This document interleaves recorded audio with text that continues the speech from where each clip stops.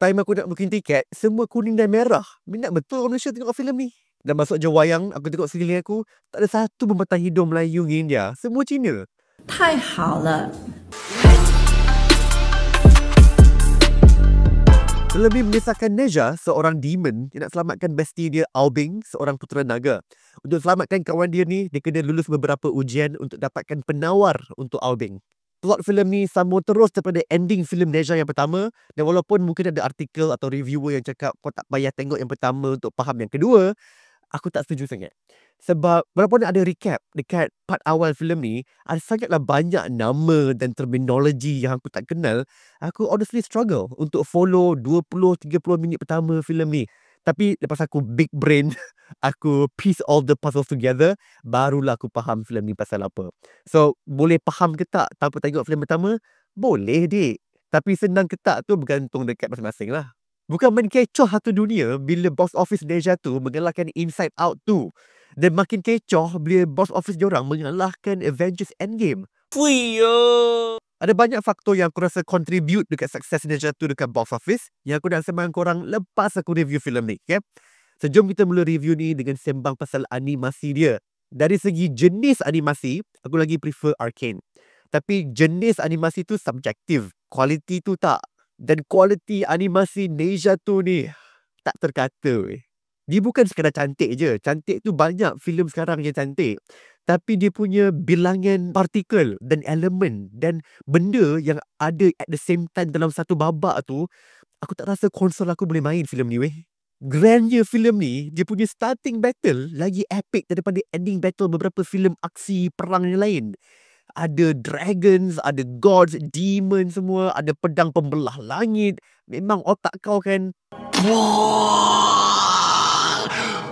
Aku bukan nak sound macam orang yang tak bersyukur tau. Tapi bila filem ni asyik bagi dekat aku benda yang cantik, benda yang colourful, benda yang grand. Setiap saat, aku jadi hilang rasa. Aku jadi numb. Dekat jam yang kedua tu, aku rasa macam dah alami semua benda yang filem ni nak bagi dekat aku. Dan tak sabar untuk filem ni habis.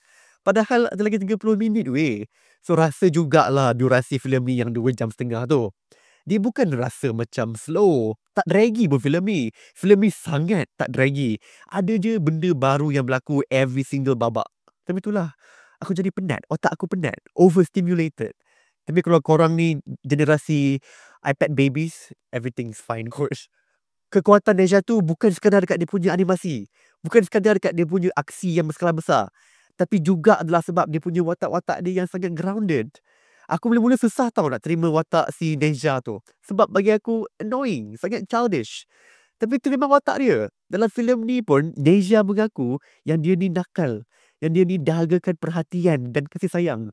So bila dia cakap tu, aku lagi open untuk terima watak dia. Kau nampak yang berlayer sebenarnya. Kontra watak dia dengan Aubing pun sangat well done. Apa yang Neja ambil ringan, Aubing ambil berat. Dan sebaliknya. So diorang saling belajar antara satu sama lain. And I think the friendship pun sangat well done. Bukan diorang berdua je. Dari ke antagonis sampai ke naga pun diberi momen yang tersendiri untuk kita kenal diorang. Okay, so aku rasa tu je aku punya review. Sekarang aku nak sembang korang pasal kenapa aku rasa box office Neja tu ni sangat... Filem ni keluar dekat China time Hari Raya Cina. So kau bayangkan lah. Dengan Cheongsam diorang, Changshan diorang, dengan angpau yang bawa kumpulnya. Semua in the mood. Semua excited untuk support local. Semua excited nak tengok diorang punya mythology come to life in 4K. Tapi apa yang lagi significant adalah Neja tu keluar in the same time frame as Captain America Brave New World. So dekat China ada one sentiment ni yang Captain America tak boleh laku. Dan Neja tu kena laku. Diorang kena support. Dan oh my god, aku sangat support diorang punya, aku sangat respect diorang punya nationalism ni.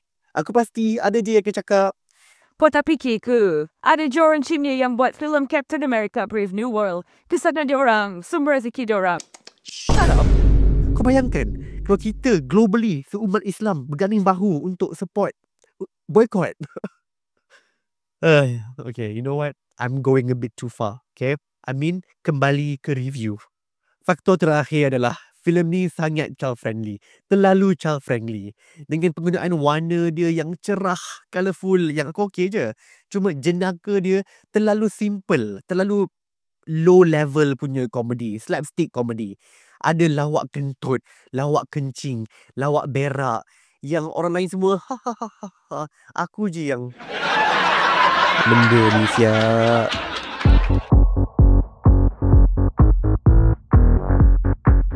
Adakah filem ni worth the hype? Well, depends apa yang kau nak. Aku nak biji mata aku climax dan berlaku lah. Tapi aku juga nak penulisan yang matang dan plot yang kompleks. Dan yang tu aku dah dapat. So rating aku untuk Neja 2 adalah B+. Boleh sangat. Jangan belah awal sangat lepas filem ni habis sebab ada post credit scenes yang sangat benda ni siap. Bye.